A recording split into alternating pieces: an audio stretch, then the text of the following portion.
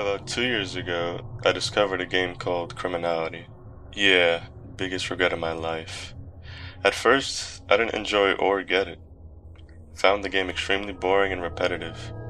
Spawn in an oddly barricaded map, walk around, try to avoid being killed by an angry Zerg or grayskin tryhard sweat. Even though I wasn't having a lot of fun, I stuck with it, because everyone in my friend group loved it, so I should like it too, right? After a few days of playing the game, it just clicked, and boom, I was addicted.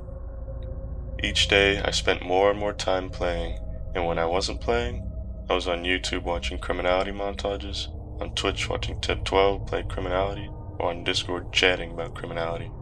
The game took over my life and my bank account.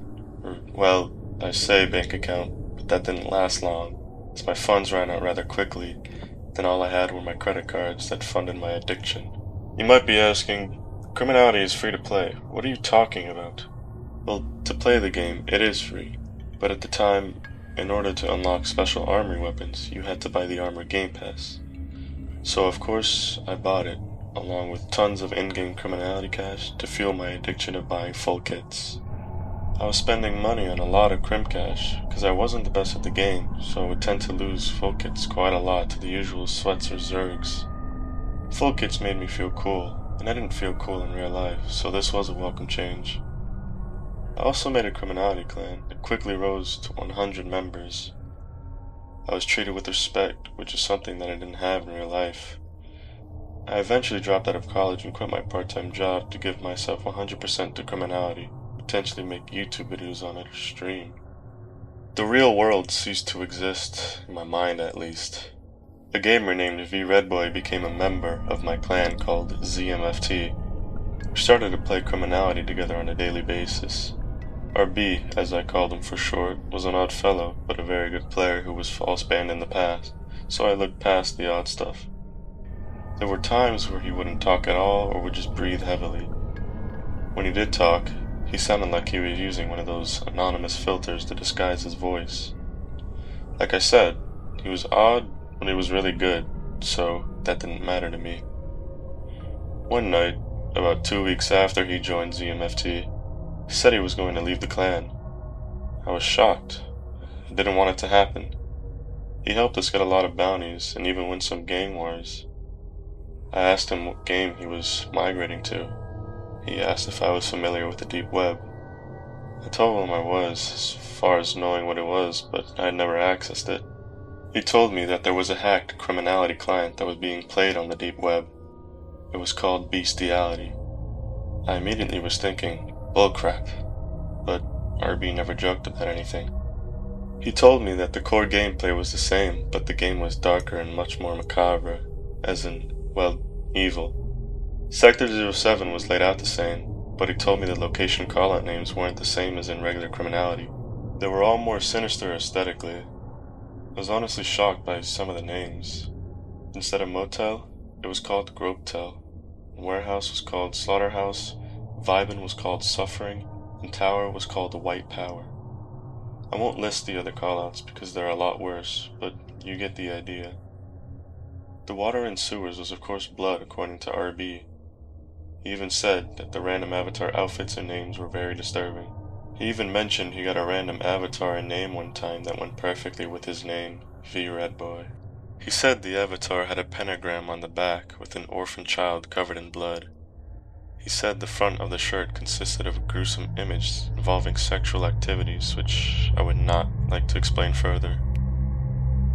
He said that the random name that he got was #E666.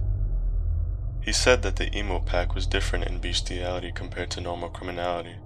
Proceeded to say his favorite emote was his avatar masturbating until climax completion with ejaculation. I couldn't believe it and finally called bullshit. He got really angry with me and told me to go to hell and stick with criminality. He mentioned all the pros and tryhards were heading to Bestiality, and he thought I would be interested or he wouldn't have even brought it up. And I, of course, didn't want to be left out of anything even remotely having to do with criminality, so I took the bait. RB said he would DM me the directions of how to download the TOR browser and setting up all the security I would need. After I got that set up, he would send me the link to download Bestiality. I had always had a curiosity about the deep web, but I was too apprehensive to actually check it out for myself. I've listened to dozens of the supposedly true deep web stories on YouTube, and they made me think twice, even though I was pretty sure they were all bullshit. I got everything up and running, and away I went into the deep web. RB sent me a link, which was just a bunch of numbers, certainly nothing like I have seen before. It came to a black screen with a blinking cursor in the center. I figured I typed the address in wrong, and as I was about to leave the page, I saw hello appear where the cursor was. A text box appeared below, and all I thought to type was hi, right back. State your intention. I'm sorry, I must be at the wrong site. I was looking for a game called Bestiality that my friend told me about. Who sent you? It was getting weird by the second. Why the heck would it matter who sent me? A friend. Name? vRedboy. I waited for about 20 seconds, thinking this was not where I was supposed to be. Prepare for entry. Welcome to Bestiality. Now there was a small bloody meat cleaver that was spinning and slinging blood all over the screen. My assumption was that the next page was loading. After about a minute, the screen stayed black, but the word Bestiality was in red and appeared in a font that looked like the original Criminality font, except a little more like throbbing blood vessels. I put my mouse over the title and clicked. I noticed the download began immediately for a file named crimhehe.exe. It was pretty disconcerting that something was automatically downloading. I was inclined to just unplug, but curiosity is a bitch. The download size was 666 megabytes. I must admit that seeing that number gave me the chills. This whole situation was starting to freak me out a bit. After about 5 minutes, the download had finished, and it was automatically installing. Isn't this freaking thing supposed to ask me if I want to install? Of course, my whole screen goes black and I just see the word installing in a white, bone-looking font. After the installation finished, I got a message in this knockoff disturbing Roblox client from RB. It said, "Hey Ethan, glad you made it. I hope you didn't have any difficulties." How the hell is RB messaging me? I haven't even logged into my Roblox account yet, but never mind that. How the hell does he even know my real name? Ethan, I'm the owner and developer of Bestiality, and I want to thank you for being such a good friend to me. I'm going to give you a custom skin on your M4 just for you. Which color would you like, red or dark red? I'm starting to ship bricks at this point. However, I go along and say red. You got it, Ethan. Suddenly, a random video feed immediately pops up. The video quality is very crisp and clear, probably 1080p. A curtain pulls back and there is a nude man chained up by his arms and legs. He appears to have one of those ball gags in his mouth and he is breathing heavily and sweating like a pig. His eyes are wide open and he is terrified out of his mind. I couldn't believe what I was seeing. What the hell is going on? Where the hell am I? What the hell am I watching? Then, a metal door opens slowly behind the man. It is a man in a white, bloody mask that a doctor would wear. He waves at the camera and walks in front of the man. "Hello, Ethan Rodriguez. How is the weather in Atherton?" What the hell is going on? Who is that guy, and how does he know all this stuff? "I am vRedboy, and I know everything about you, Ethan." "Oh buddy, oh pal, you are my buddy, right Ethan? Here's a special gift for you. It isn't every day that a player can receive their own weapon skin. The sweaty fellow back here is going to play an important role in making that happen. Aren't you, Ezekiel?" RB slaps the man on the cheek lightly a few times. As he slaps the man, I notice the pentagram on RB's back. "Ethan, check out my shirt. I told you about it the other day, and I decided to make it a real shirt because I liked it so much." He turned his back to the camera and there appeared to be a bloody something there.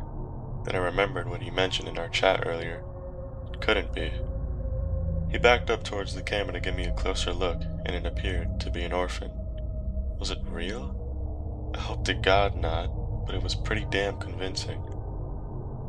He was jumping up and down laughing, whilst I stared at a child covered in blood. I felt wretched and vomited in a trash can beside my computer. RB then pulls out the biggest knife I have ever seen and appears to put the blade on a sharpener. The metallic screech made every hair on my body stand up. Sparks spray everywhere like one of those 4th of July sparklers I held in my hand as a child. That should do it, nice and sharp.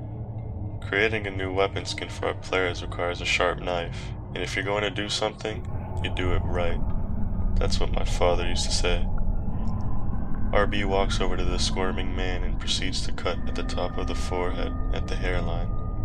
Ezekiel's eyes start bulging out of his head as crimson streams pour down his pale white face.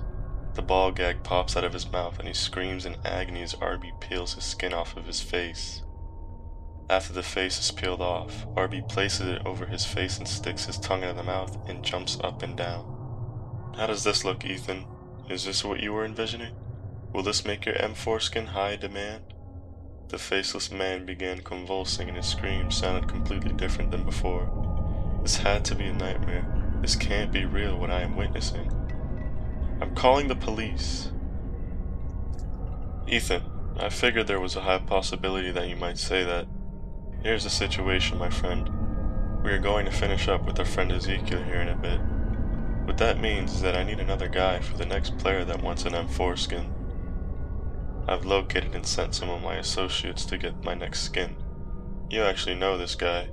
His name is Michael. My stomach dropped. Michael? No, it couldn't be. Actually, it can, Ethan. Isn't your brother named Michael? Michael, aka Michael Rodriguez. He lives in Atherton. He has a nice little apartment with his girlfriend. He works Monday through Friday at a local Best Buy a couple miles down the street, 10 to 7 I think. My blood went ice cold. Everything he was saying was true. It was my brother. I grabbed my cell phone and began to dial his number. I had a video message from Michael waiting for me. My brother had duct tape on his mouth and he had been beaten. His left eye was swollen shut and his nose was bloody. My phone fell to the floor and I dropped to my knees. I was sobbing and I vomited once more. What do you want from me? What do I need to do? Ethan, you can send a message back to Michael for me. What do you want me to say? Tell him goodbye. The video feed went to static.